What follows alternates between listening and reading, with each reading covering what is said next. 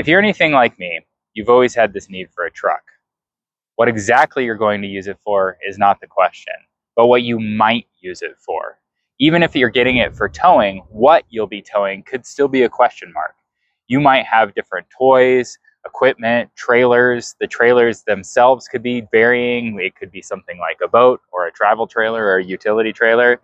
But at the end of the day, you might not know. And so picking a truck can be hard.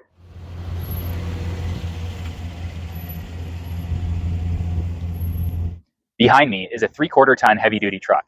It has a towing capacity of 14,500 pounds and a payload of 3,100 pounds. But what does that all mean, and why do I need it? I'm going to talk through considerations when buying a full-size truck, especially when it comes to towing. And I'm going to talk a little bit about what really matters versus what kind of matters to hopefully help you think through the process of buying a truck and things that you need to consider. Let's start with why I need a truck. I've always had a little truck around. For over a decade, I had a little Ford Ranger that always got the job done for truck stuff. I'd take it to the hardware store to pick up things like lumber or new appliances. If I needed to take stuff to the dump, it worked for that. It was pretty old and beat up, and so it was good for just kind of throwing things into it and not really caring a lot about the condition of it and all that. But recently, things for me have changed and my ambitions have adjusted a little bit.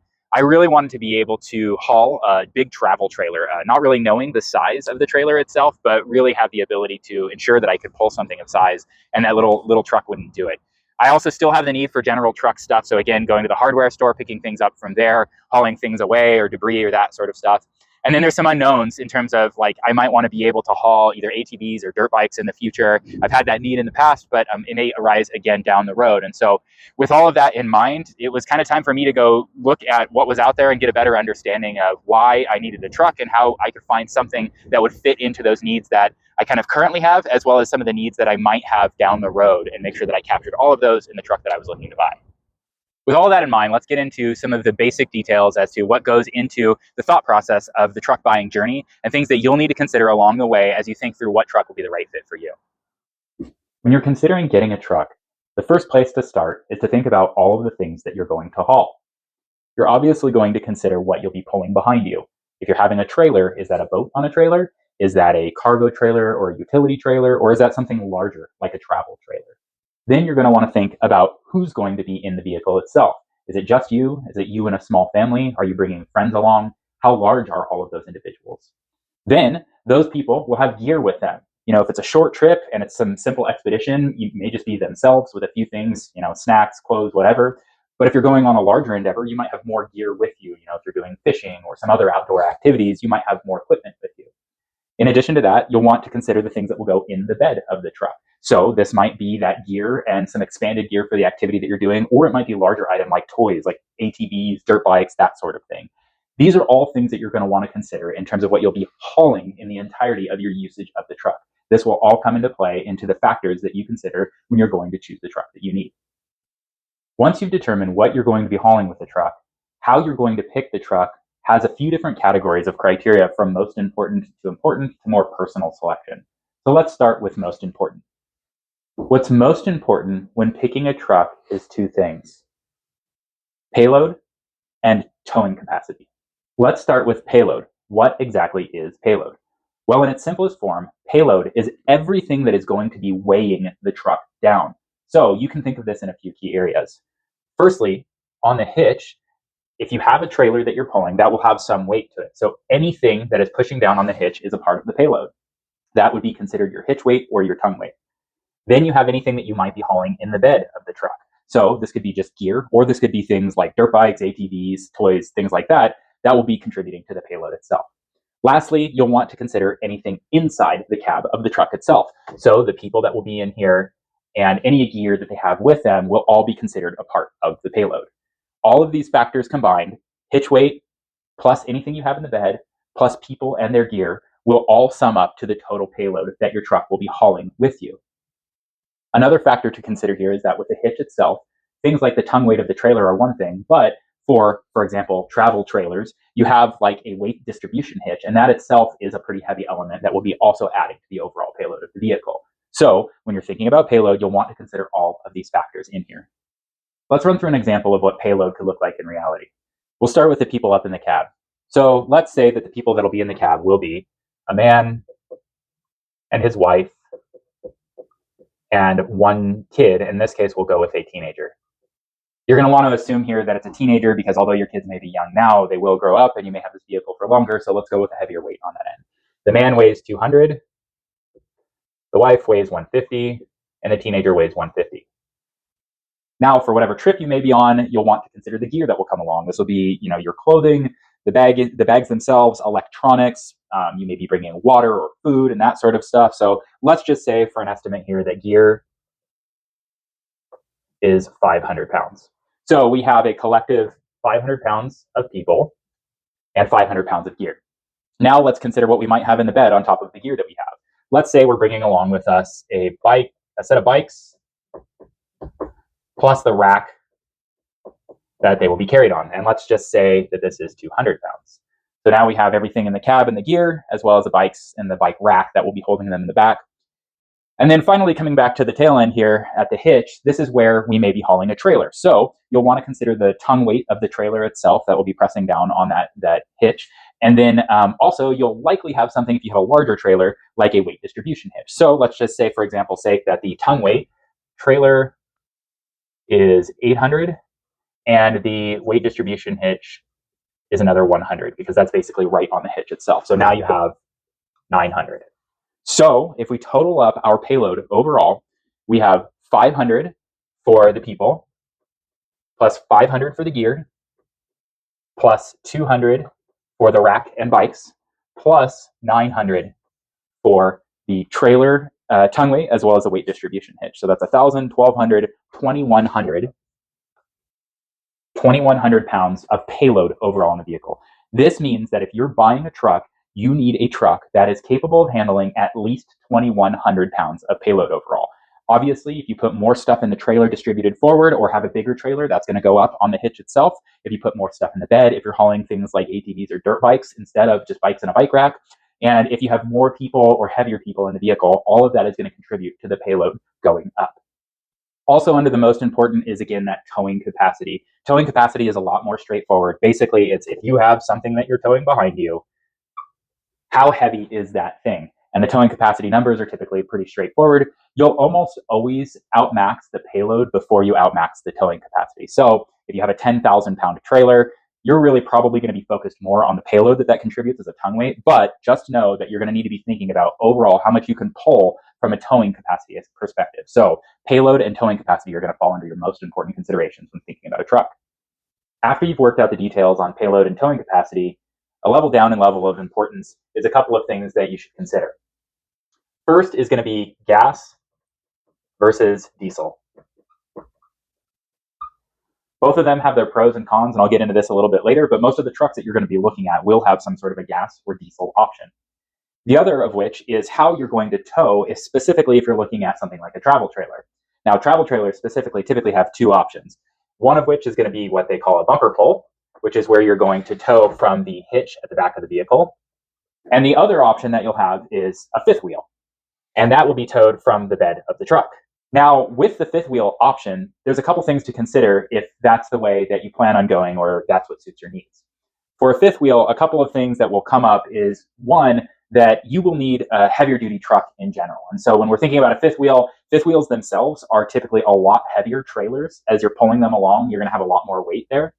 Additionally, you have the loss of the bed itself. So because of the nature of a fifth wheel, you're hitching inside of the bed. And since you're hitching inside of the bed, you're going to lose that area to carry cargo or toys or vehicles like a dirt bike or an ATV or something like that. So if you have the need to tow a trailer as well as some toys like I just mentioned, a fifth wheel might not be a good option for you. One last thing to consider with a fifth wheel is, although a lot of the heavy duty trucks out there give you the specs for what they can pull in terms of capacity for a fifth wheel, they're not always equipped to tow a fifth wheel. And so trucks that are equipped with the ability to tow a fifth wheel have the frame construction that's built into the truck itself so that it is ready to tow a fifth wheel. If that is the option that you're looking for, you'll need to ensure that the truck you're looking at has that. There are aftermarket options to be able to make that capability come into play. But if I were out there looking for a truck and I needed to pull a fifth wheel, that would be a large consideration of mine is it already equipped to do that? You've worked through the top tier and the second tier requirements for what you're going to be looking at in terms of choosing a truck. So now it comes down to some personal needs that you might have. This is a category where it's going to be a lot more tailored to specifically you, your usage, and the people that will be using the truck and so on. So when I think about personal needs, I think about things like, do you need four-wheel drive? You may be taking it off-road in places, and that may be something where you need to pull in both the front and rear wheels. How big of a cab do you need? So are you going to be looking at something like a single cab where you only have 2 to 3 seats on a bench? Do you need an extended cab so that maybe you could throw somebody in the back or have a little bit of a secured cargo area in the front? Or are you going to need something like a full crew cab with 4 doors so that it's easy to get in and out and you have a lot of storage space in the interior? Those all matter. The bed size is another thing to consider. On trucks, for the most part, they all have varying bed sizes. If you live in the city, it might be nice to have a shorter bed so that you're, with your large truck, that you're still able to maneuver around quite a bit and get in and out of spaces. But with a shorter bed, you're compromising what you can haul in there. Some of the beds are going to be so short that you may have to have the tailgate down for hauling things like boards or extra vehicles if you want there. And so on the flip side, there are also long beds, which are going to make your truck, especially if you have a crew cab with 4 doors and a long bed, now you're going to have this massive vehicle. And so these are some things to consider when it comes to some personal needs that you might have as to how you're going to use the truck. And then the other that I would consider in this category of personal needs is really like the amenities that you feel are necessary for your level of usage. Some people feel comfortable that they can get away with just bare bones, and that's going to be good enough for them. For me, when I was looking for getting a truck, some of the things that I considered was like, did it have the ability to connect to my smartphone for things like using maps so that I could be hands-free while driving? Things like remote start or heated seats or heated steering wheel might be something that's up your alley if that's a requirement for you to feel like you're safer in driving the vehicle, or just a creature comfort that you might enjoy. And so this is going to come down to that level of personal taste when you're thinking about how you're going to equip the vehicle. I'll talk a little bit later as to how these play into the overall factors of things like payload and so on as we get into it. But this is really going to be that third tier. Again, the top tier being that payload and towing capacity, and then the next tier down looking at, are you going to have a gas versus diesel engine, and are you going to be hauling a bumper pull or a fifth wheel, and then lastly kind of these elements that I just talked about. I wanted to take a moment to talk about the reality of payload. I mentioned earlier that payload is basically everything that weighs down the truck, and in its simplest form you can think about, again, kind of what's on the bumper or hitch, what is in the bed of the truck, and then what is in the truck, both people, gear, all of that, any accessories that you put on the truck like a rack and all that sort of stuff. So that's really, really in a loose term there, what payload is, what's weighing down the truck. Now, when we look at trucks that are out there that you're going to be considering for purchase, you're going to hear a few terms that are commonly thrown around. One of which is going to be half ton versus 3/4 ton versus full ton, 1 ton, that sort of thing. And so when you're thinking about half ton, this is where you're really thinking about kind of your most common trucks out there. So when we say half ton, the half ton is going to be your things like an F-150, if you're looking at a Ford, or a 1500 if you're looking at a Ram or a Chevy. And then, also what may fall into this category is things like a Nissan Titan or a Toyota Tundra. That's really going to be your half-ton category. This term half-ton and 3/4 ton and full ton originates from kind of when trucks were first getting their designation, where it was really reflective of the actual payload that they had. And now we've grown a little bit beyond that, but this is where this terminology comes from. When you're talking about 3/4 ton, this is where you're going to get into your either F-250 or your 2500 series. Again, with a GMC, a Chevy, a Ram, you're going to be calling that a 2500. And then with Ford, this is where you're going to get into the F-250. And then the 1 ton or full ton, that's going to be your F-350 or your 3500 series. So this is that kind of breakdown designation. Again, here in the half ton category, this is the only place that you're going to find more or less brands that are other than your Chevy, Ford, GM, Ram. And this is where you may see like a Tundra or a Nissan Titan. Once you step beyond that category, this down here is basically what's going to be designated as HD or heavy duty.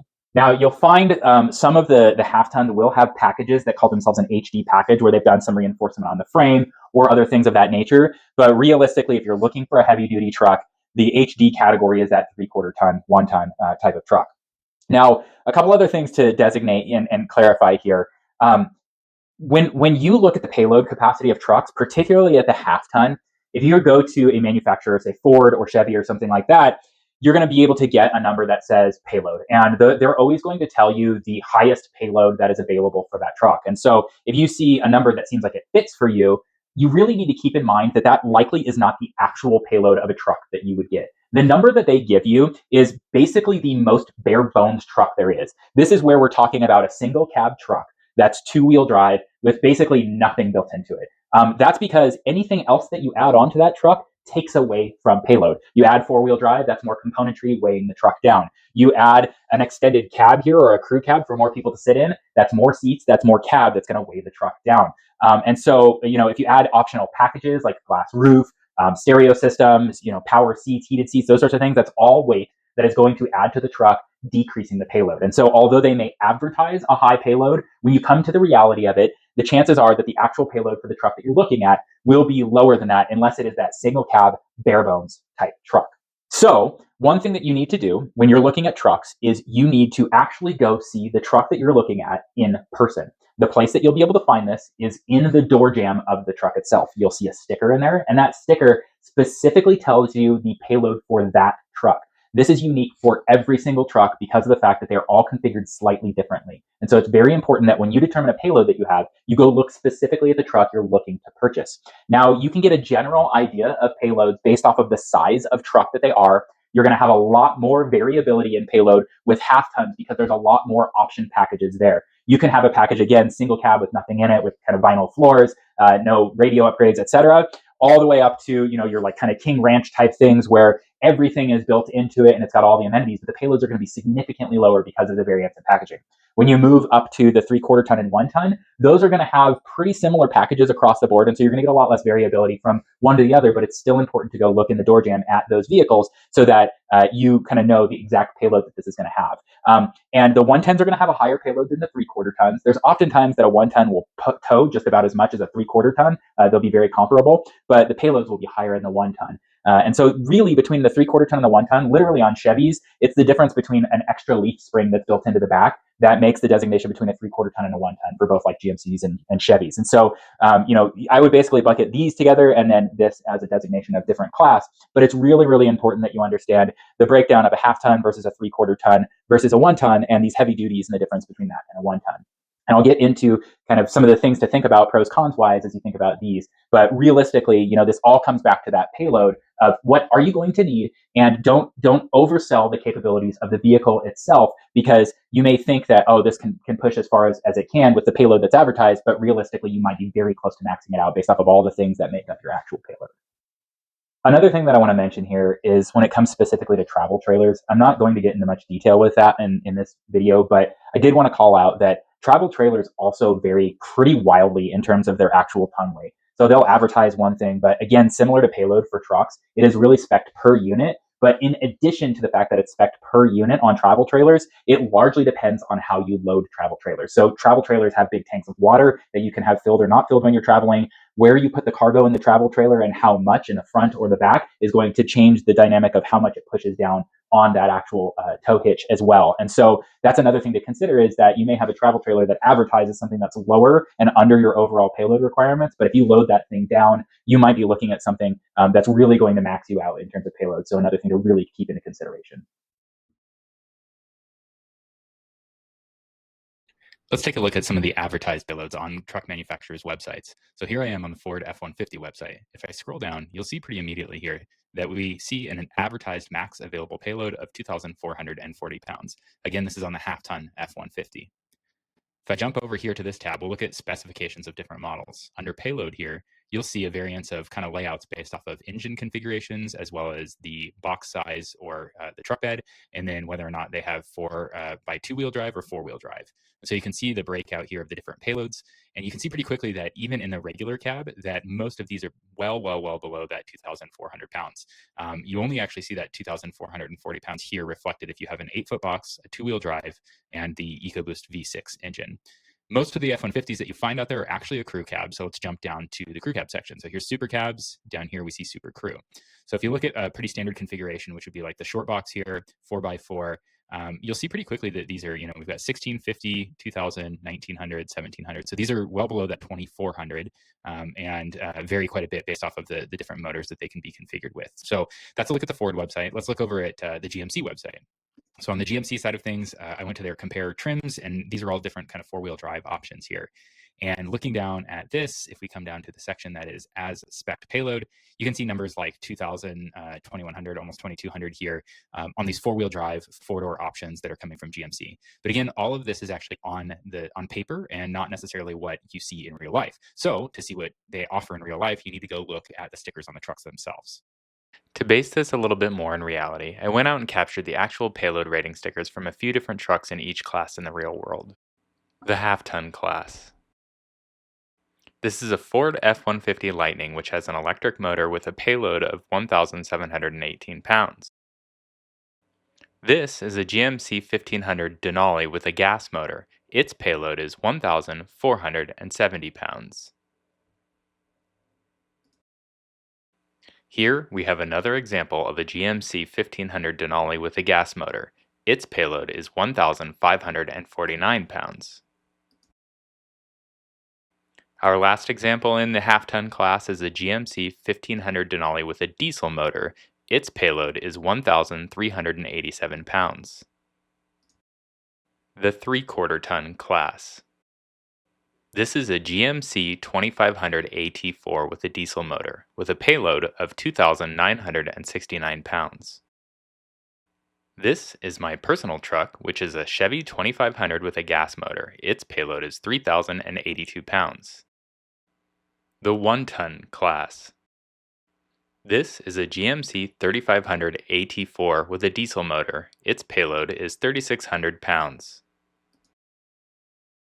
Here is another example of a GMC 3500 AT4 with a diesel motor. Again, its payload is 3,600 pounds. Here are all the real-world examples stacked up side by side. A couple things stand out. When looking at the half-ton class, you can see a wide range of variability from model to model in terms of their payload, whether it be electric, gas, or diesel. Again, this is really heavily dependent on the options and the way that they're packaged out. So, the diesel, having the lowest overall payload, was probably a truck that had quite a high spec on it in terms of available options, thus giving it a lower payload. Stepping up to the 3/4 ton class, you can see that there's less variance between the two models, but the overall payload is significantly higher than the half-ton class. There's about 100 pounds difference between the two that I looked at, and there's a gas and a diesel motor here, but I don't think that made much of a difference in terms of the overall outcome. Then stepping up to the 1-ton class, again, you can see a big jump in the overall payload of about 500 or 600 pounds. Both of the models that I looked at had identical payloads, even though they were different trucks. Again, for the 3/4 and 1-ton class, this probably lends itself to the fact that they aren't as configurable as the half-ton class in terms of options which would adjust the payload. So if you're on the fence between a half ton and a 3/4 or full ton, you might want to consider some pros and cons as to the half ton versus the 3/4 ton, especially if you don't know that you need a heavy duty truck. When thinking about half tons, there's a lot of things that half tons do have going for them. For one, most half tons are going to have a lot more packages and options because there's a lot more of them sold on the market. And so you're going to have everything from a bare bones kind of work style type truck all the way up to the fully fitted out leather, automatic, everything, specialty, cruise control and moonroof type devices, audio systems, all that. And you've got a wide array of configurations in between. And that's something that you're going to get really in the half tons, whereas when you start to step up, those options are going to be a lot more limited. Half tons are also a lot more comfortable because when you step up to a larger truck, it needs to have that heavier duty suspension. And so by nature, they're typically a lot more stiff to drive. Driving this truck around on a daily basis is not the most joyful thing, especially when you're in town. It's very stiff, it's very bumpy and all that. And so on the half ton side, you're going to get a lot more comfortability. And then coming back to my original point here, in terms of the availability, there's a lot more half tons that are produced that are bought by consumers. And so especially if you're either looking for a certain specific package of a half ton, or if you're looking on the used market, you're going to have a way wider array of trucks available to you to choose from when you're looking at the half ton market. So those are some pros to consider when you're thinking about if you're going to lean the route of a half ton. On the drawbacks of the half ton, one thing that you really need to consider is that the payload on half tons is significantly less than when you look up to the heavy duty type trucks. There'll be some advertised payloads on paper, but again, that's not really what you're going to get out of the truck, as I've shown and talked about earlier in this video. And so when you're thinking about the half ton size, consider the fact that the payloads are going to be a lot lower in those, especially when more heavily equipped, because the more heavily equipped they are, the lower their overall payload is for those trucks. Again, on the half tons, the other thing that you're really going to want to think about is do not oversell yourself on the capabilities of the truck itself. It's easy to look at the numbers, especially on spec sheets, before you even look at a truck in person to say, well, it can tow this much and payload could be this much. And so maybe a half ton will work for me. A half ton works for a lot of people towing a lot of different things. But if you're going to really need to be towing and thinking in that direction, really consider how much the payload of the actual truck that you're looking to buy is, and make sure that you're realistic about it, and be very realistic about the payload of what it is that you'll be loading the vehicle down with. Again, on that tongue, in the bed, and in the actual truck itself. One more consideration about half tons is that there's typically a lot more engine configurations in both the gas and the diesel options. And so with that, you're going to get a wide array of a few different things. One is what those actual payload and towing capacities will be, especially when they're paired with different transmissions. And then the other thing to consider here is that because of the fact that you'll have a wide array of engines, those are going to have varying amounts of reliability. I know that in certain manufacturers, you'll see that, with things like cylinder deactivation and, Ford has EcoBoost and stuff like that, that over time in different generations, because of those advancements in technology and variants in technology, you're going to see a lot of difference in the actual dependability of those motors themselves. And so, especially if you're looking at the used market, you're going to be able to get a better understanding of how reliable some of those motors and or transmissions are. And so this may be a pro or con as you're looking at half tons, as you have a lot of options to choose from, which may drive the way that the price and configuration of the truck is, but also you're going to have a lot to think through there in terms of which ones are reliable, which ones are going to do the job that you need it to do, how much payload or towing capacity am I going to have with that particular engine that I'm looking at on both the gas and diesel side. Stepping up to the heavy duty class, this is where we're talking again about that 3/4 ton and that 1 ton. Usually in most cases, the difference between the 3/4 ton or the 2500 or F250 style and the full 1 ton or the 3500 or F350, the difference there is typically going to be basically just the springs in the overall ability to handle payload of the truck. You're going to find a lot of similarities, if not exactly the same, between the 3/4 ton and the 1 ton in terms of packages and configurations and even motors as those are options within. So some of the things that the 3/4 full-size HD trucks have going for them: if you're going to be hauling a fifth wheel, it's basically an imperative that you have a heavy-duty truck. Because of the weight of fifth wheels, you're going to need a bigger truck to be able to pull that amount of payload and towing capacity. The full ton and the 3/4 ton or the heavy-duty trucks are also often going to have a dually option, again, upping that overall payload and towing capacity. So you're not going to get a dually option, obviously, in the half-ton size trucks. And also on this, you're just typically going to get a lot larger of a payload. Maybe the towing capacity might not be much more between a 3/4 ton and a 1 ton, but you're definitely going to get a lot more payload as you step up to that heavy duty class. And so, if you're finding yourself in a need of potentially higher payload overall, you're wanting to look at stepping up to that heavy duty class. Another key difference with the heavy duty trucks is because of their size and their overall capabilities, especially if you're towing a trailer or a long trailer or a heavy trailer, one thing that you're going to notice a lot more in the heavy duty trucks is that you're going to have a lot more stability and you're going to feel a lot more kind of in control as you're driving these vehicles when you're towing down the road. And so a lot of people will push the limits of half tons and find themselves white knuckling it as they're going down the road, especially as they're in windy conditions or they're passing by a semi truck or something like that. Typically, you're not going to experience that as you're pulling with a heavy duty truck.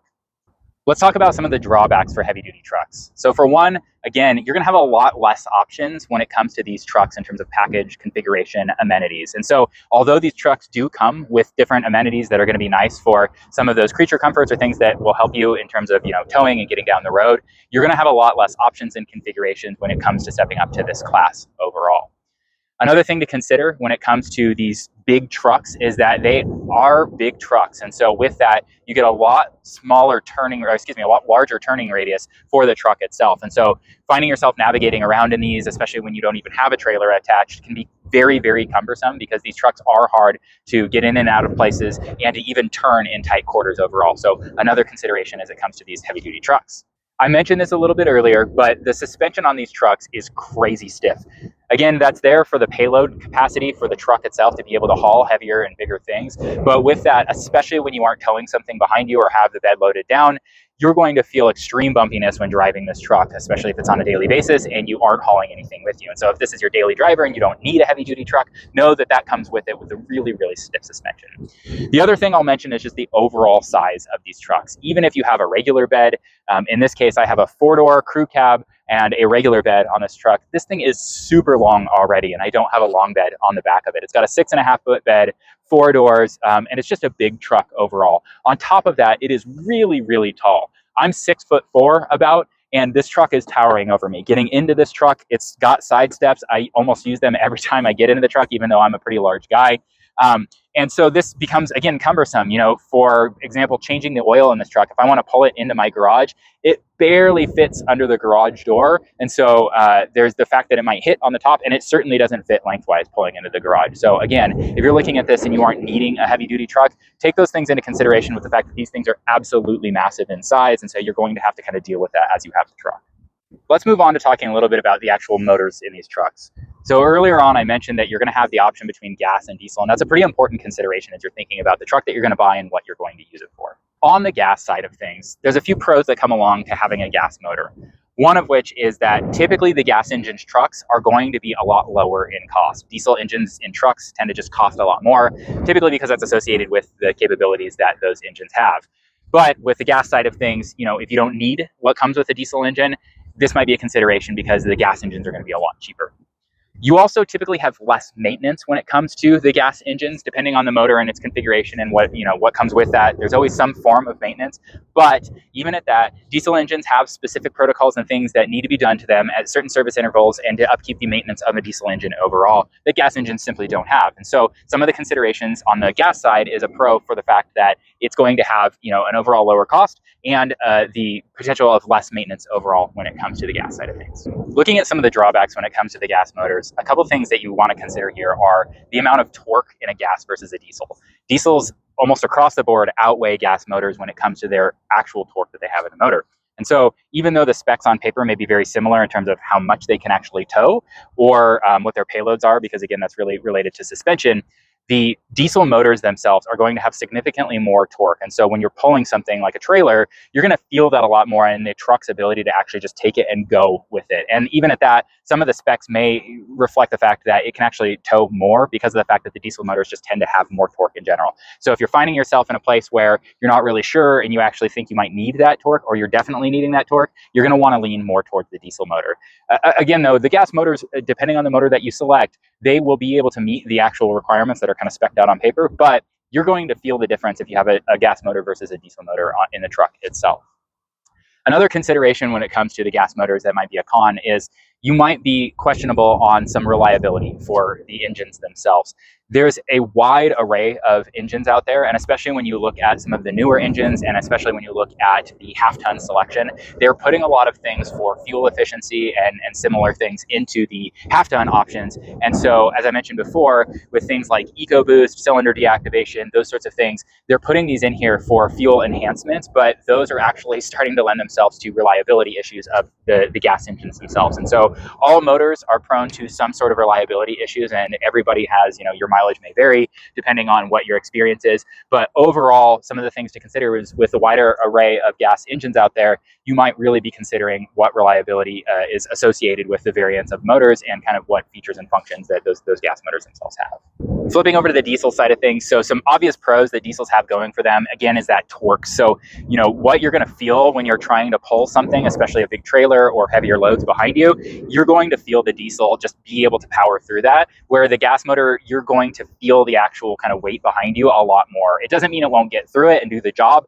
but the difference in its ability to do that and the way that it feels when you're actually pulling is going to be pretty substantial when you think about the diesel versus gas. And on that same note, I mentioned this a little bit earlier, but in a lot of instances, you'll find a higher towing capacity for the diesel engines because of the fact that there's just more of that overall torque and pull in the motor for diesels. And so they'll be able to potentially pull a higher load behind you when it comes to the overall towing capacity. Drawbacks on the diesel side, diesel trucks again, tend to be very expensive and more expensive than their gas counterparts. So that's a consideration when you think about the idea of buying a diesel truck. Now, you also are looking at the potential of recouping that when you go to resell the truck itself, because the diesel trucks will go for more. But just know that if you're looking within a certain price band, that the diesel trucks are typically going to be a lot more expensive. And if you don't need that, then you might not want to pay up for that. Diesel trucks also require DEF, or diesel exhaust fluid, and so that's another expense that you'll have tied in along the way, and the fact that you'll have to not only buy the fluid and keep it in, but then you have to keep up with that maintenance of putting that in the truck. And speaking of maintenance, there are a few things that go along with diesel motors that don't go along with gas motors, and so there's different maintenance that's associated with diesel, which could incur a lot more expenses as you think about the life cycle of the truck itself. Some other notable factors about diesels Obviously, diesels have a lot more noise. They've gotten a lot better with some of the newer generations of trucks, but the motor itself is going to be a lot louder. And so, if, you're thinking about this as a daily thing, or even in campgrounds, that's something to consider, is that diesel trucks tend to be a little bit more loud, even though the newer ones are a little more quiet. Also associated with diesel motors is just the smell of the exhaust. All exhaust smells, but diesel exhaust is a notable smell, and that could definitely deter people from actually wanting to purchase a diesel vehicle because of the fact that the exhaust is a pretty pungent and notable smell that comes out of that. And then kind of the last thing that comes to mind when I think about diesels is, although pretty prolific in most places in the US, you're also going to potentially run into the fact that diesel isn't at every pump where gas typically is in the United States. And so, if you find yourself at a gas station, certain gas stations may only have a select set, or sometimes not at all, diesel at those pumps. Or, if you're going to get gas and you need to, especially if you're pulling a trailer behind you, if you have diesel and you need to fuel up, it's already hard enough while pulling a trailer to fuel up as is, to find a way to pull in and get angled right to do that without having to detach the trailer. If you have diesel and you're pulling up to a pump that you don't know if it has gas or diesel, and you're trying to configure yourself getting in there, that might be an additional kind of pain as you're thinking about trying to fuel up and having diesel, and knowing that certain pumps might not actually have the diesel in it. So another consideration there. So now the big question: where do we go from here? After covering all of these different details and things to think about as you're going to buy a truck, what do you do with this information? Well, as I kind of started off the video, one of the main factors that you need to consider is to start with your payload, and really, really consider your true payload. Who's going in that truck? What's going to be in the bed of the truck? How heavy is the ton weight of the thing that you're going to be pulling? Really, don't sell yourself on something that might work for you. I know there's a lot of trailers out there, for example, that advertise as half-ton trailers because they can pull it, but it's not just about can it pull it. Think about the circumstances you'll be in. Do you want that really kind of, the tail wagging the dog as you're driving down the road, or missing that stability because you're just barely pulling it? Are you somewhere like in Florida where being on flat ground is kind of just fine and you'll get by with a half-ton? Or is there the chance that you're going to be going up and down hills and having to deal with more strenuous circumstances that are really going to put a tax on the motor? So really, really think about your payload as a strong consideration as to what you're going to be putting in and on the truck. And then the other thing that you really want to think about is, how much are you going to need to pull with that truck? And that's going to classify your max towing capacity. Typically, like I said before, payload is going to hit the mark before you end up hitting that max tow. But in the event that you aren't putting a heavy payload on things and you're going to need to be pulling a lot along with you, that is something to consider. Those two factors are going to be your first stopping point in terms of determining what class of truck that you need. Once you've determined the class, then you'll be able to move on to kind of the next level down of factors that matter when picking out a truck. Once you've figured that first step of payload and max towing capacity, you've now locked in on the class that you'll need of the truck to buy. If you're looking at a heavy-duty 3/4 or full-ton truck, you're really limited to basically your Fords, your Chevy GMCs, and your Rams, or old school Dodge Rams. And that's where you're going to find those heavy-duty class trucks. If you're able to go down to that half-ton class, not only are you going to find options in those manufacturers, but you're also probably going to be able to include things like the Nissan Titan and the Toyota Tundra. And so those might be some other things that you want to consider in terms of your options or selections as far as the class of truck. At this step is a good point to really dial in on that. Are you going the gas or the diesel route, depending on the needs for your towing and what you're doing with it, as well as your family and the things that work best in your lifestyle overall? You're going to want to figure out, am I going the gas route or diesel route? Once you've figured out if you're looking at gas motors or diesel motors, it's really important to then do your research on the actual motors themselves, especially if you're looking at the used market. There's going to be a lot more information out there as to the reliability, functionality, things that people are encountering in actual real world experience with the variants of motors in both the gas and the diesel class. And so you'll want to really kind of do your research on the motors, their capabilities and specs, what they're able to do, what they're supposed to do, and then also people's real world experience with them, again, especially if you're looking in that used market. All right, so you've nailed down the first step, which is payload and towing capacity. You've nailed down the second step, which is, now that we have the class, which brands am I looking at, gas versus diesel, motor reliability, and that sort of stuff. Now we get to the step where what matters to you comes into play. What are the personal factors and features that matter the most? So do you need 4-wheel drive? Are you looking at a single cab or a crew cab? Do you need 4 doors? What sorts of amenities matter most to you, or do you feel like you need in terms of your truck, or if you were towing, and those sorts of things? These factors and considerations are going to be a lot more well suited after you've figured out those 2 previous steps, because those are going to limit what options you have based off of those configurations of trucks. Again, as I mentioned before, for example, the heavy duty trucks don't have some of the things that the half tons do in terms of their options or configurations. And so get that figured out first so that you can dial in then on the specifics of the truck that you're looking at. Now that you've narrowed it down, the next step is just closing in on the research. So you've got the class figured out, you've got the brand figured out, you've got the amenities that are kind of on your must-have requirement list. So go look at what options come with different trucks online and do the research there. But it's also equally, if not more important, now that you've got it dialed, to start looking at trucks in person. Even if you're going to be buying private party, go to dealers that have both new and used trucks so that you can look at what these things look like in person. You may have a preference for one brand over another in terms of how it feels inside, or how certain buttons are configured, or the way that they actually tackle a certain type of need for the customer and the way that they've engineered the vehicle. And also that it may change from amenity to amenity or class to class as you're looking at the features in person, or for example, in a generational change, if you're looking at something that's used, but maybe a certain year before or after a generation change, go see those things in person if you can find them used on lots, even if you're going to be buying private party, because this is going to tell you what you do and don't like based off of actually seeing the things in person. Once you've dialed that down and you've really seen it in person, you've done all the online research, you've watched this video to really know how to figure out what truck you need, then all you got to do is you got to keep your eye open on the market and go find one that works for you. Keep a look on the different private party options, used lots for dealers. There's a lot to consider in terms of buying a used vehicle or a new vehicle. I'm not going to go through the details of that here, but now is where you're going to want to say, I've got it dialed in, and I know that within reason, these are the types of trucks that I'm looking for or looking at. And once one comes on the market within the price range that you're looking for, be ready to strike. So at the beginning of all this, I had never owned or really even driven a big truck, but I knew that I wanted to start doing kind of bigger things and expand my horizons. I was looking at the potential of towing a large trailer, which I had also never done. And ultimately, I needed to find something to expand my horizons and fit that need overall. With that, I started doing a bunch of online research, and then I coupled that up with a lot of in-person research. I started to narrow down the things that mattered and didn't matter when it came to actually figuring out a truck for my needs. I knew that I was going to be potentially hauling a large trailer. I didn't know how big, but I wanted to keep my options open and be really realistic about it, which narrowed me down the path of the things, again, that matter, like payload, when it comes to picking a truck. And so coupling those things together and truly assessing my needs and what was available in the truck market and how you actually start to think through that process is what got me down that path. I ended up with this truck here, and I couldn't be happier with exactly what this truck is doing for exactly what I need it for. And now, at the end of the day, I'm a guy with a 3/4 ton heavy duty truck.